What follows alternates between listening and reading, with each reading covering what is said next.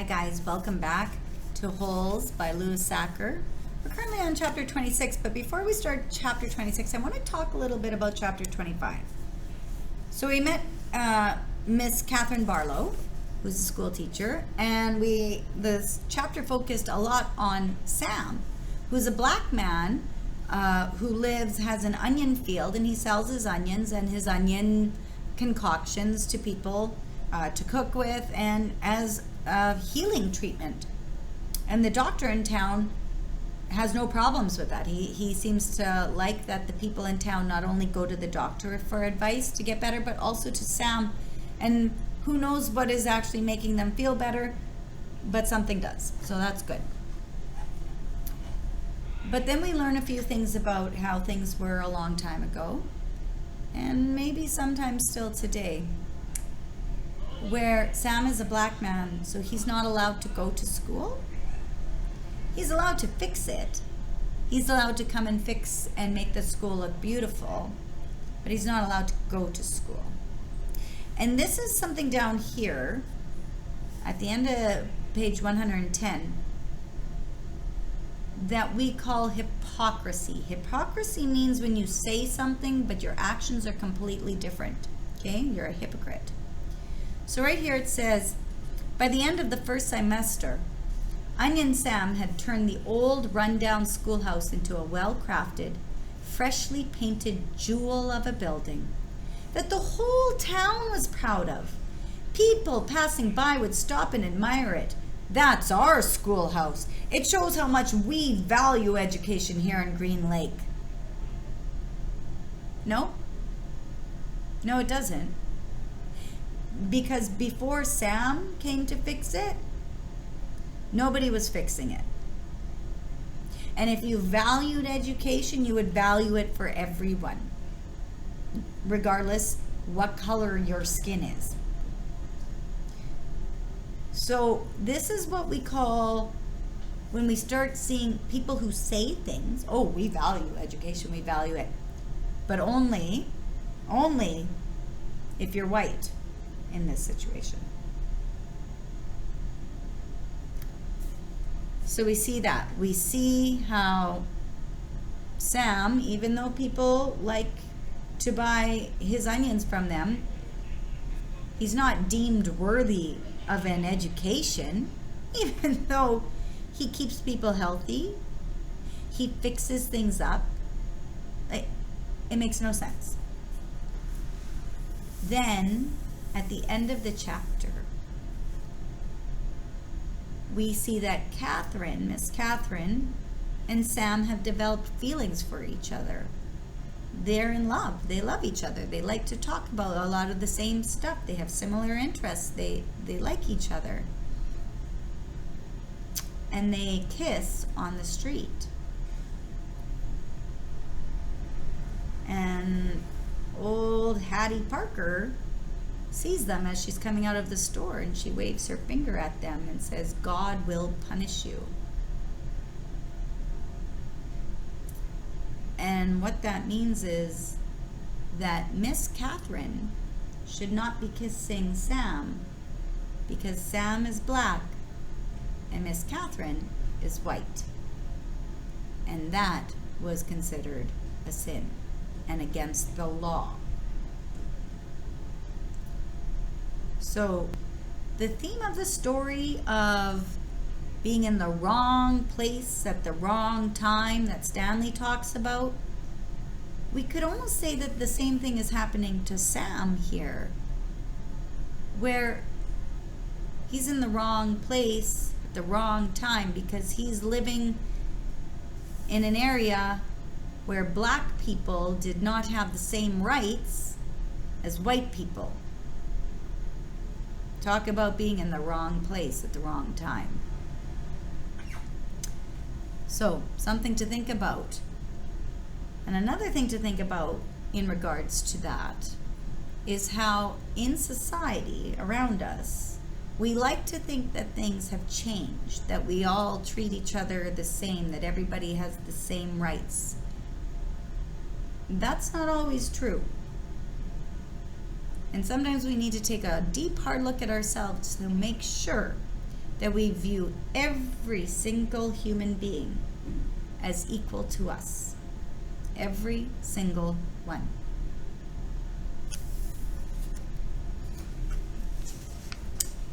Another thing that was interesting here, though, I want to bring to your attention, how Sam talks about going to the onion patch, and he talks about, where is it that he says that his special onion field where the water runs uphill. That reminds me of way, way back where Stanley's great-great-grandpa was supposed to carry the pig up the hill to the stream that runs in the wrong direction. It's kind of interesting. Neat how things start repeating themselves. Chapter 26, page 112.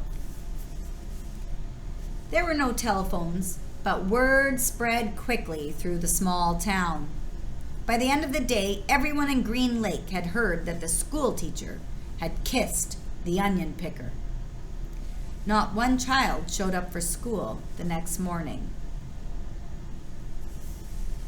Miss Catherine sat alone in the classroom and wondered if she had lost track of the day of the week.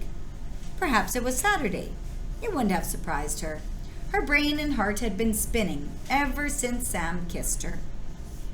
She heard a noise outside the door. Then suddenly a mob of men and women came storming into the school building. They were led by Trout Walker. "There she is!" Trout shouted. "The devil woman!" The mob was turning over desks and ripping down bulletin boards. "She's been poisoning your children's brains with books," Trout declared. They began piling all the books in the center of the room. "Think about what you're doing," cried Miss Catherine. Someone made a grab for her, tearing her dress, but she managed to get out of the building. She ran to the sheriff's office. The sheriff had his feet up on the desk and was drinking from a bottle of whiskey. "Morning, Miss Catherine," he said. "They're destroying the schoolhouse," she said, gasping for breath.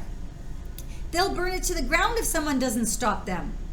"Just calm your pretty self down a second," the sheriff said in a slow drawl, "and tell me what you're talking about." He got up from his desk and walked over to her. "Trout Walker has—" "Now, don't go saying nothing bad about Charles Walker," said the sheriff. "We don't have much time," urged Catherine. "You've got to stop them." "You're sure pretty," said the sheriff. Miss Catherine stared at him in horror. "Kiss me," said the sheriff. She slapped him across the face. He laughed. "You kissed the onion picker. Why won't you kiss me?" She tried to slap him again, but he caught her by the hand. She tried to wriggle free. "You're drunk," she yelled. "I always get drunk before a hanging." "A hanging? Who?" "It's against the law for a Negro to kiss a white woman." "Well, then you'll have to hang me too," said Catherine, "because I kissed him back."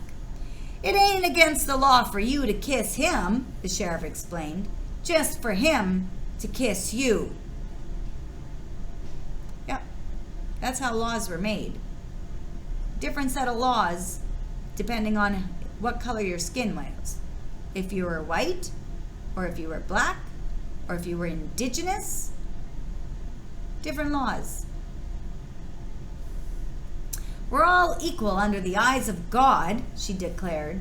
The sheriff laughed. "Then, if Sam and I are equal, why won't you kiss me?" He laughed again. "I'll make you a deal. One sweet kiss and I won't hang your boyfriend. I'll just run him out of town." Catherine jerked her hand free. As she hurried to the door, she heard the sheriff say, "The law will punish Sam, and God will punish you." She stepped back into the street and saw smoke rising from the schoolhouse. She ran down to the lakefront where Sam was hitching Mary Lou to the onion cart. "Thank God I found you," she sighed, hugging him. "We've got to get out of here, now." "What?" "Someone must have seen us kissing yesterday," she said. "They set fire to the schoolhouse. The sheriff said he's going to hang you." Sam hesitated for a moment, as if he couldn't quite believe it. He didn't want to believe it, Come on, Mary Lou. We have to leave Mary Lou behind, said Catherine. Sam stared at her a moment. There were tears in his eyes. Okay. Sam's boat was in the water, tied to a tree by a long rope. He untied it, and they waded through the water and climbed aboard. His powerful arms rowed them away from the shore. But his powerful arms were no match for Trout Walker's motorized boat. They were little more than halfway across the lake when Miss Catherine heard the loud roar of the engine. Then she saw the ugly black smoke. These are the facts. The Walker boat smashed into Sam's boat. Sam was shot and killed in the water. Catherine Barlow was rescued against her wishes. When they returned to the shore, she saw Mary Lou's body lying on the ground. The donkey had been shot in the head. All happened 110 years ago. Since then, not one drop of rain has fallen on Green Lake. You make the decision. Whom did God punish? 3 days after Sam's death, Miss Catherine shot the sheriff while he was sitting in his chair drinking a cup of coffee. Then she carefully applied a fresh coat of red lipstick and gave him the kiss he had asked for. For the next 20 years, Kissin' Kate Barlow was one of the most feared outlaws in all the West. So now we hear the story of how Miss Catherine, a school teacher who was respected and loved by all the children and all the adults that she taught, became the outlaw, Kissin' Kate Barlow, because of people's prejudice and racist actions towards a black man.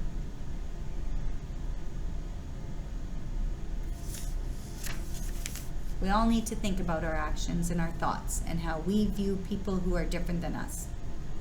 Whether it's what they believe in, what color their skin is, what they choose to wear, how they choose to dress, who they choose to love.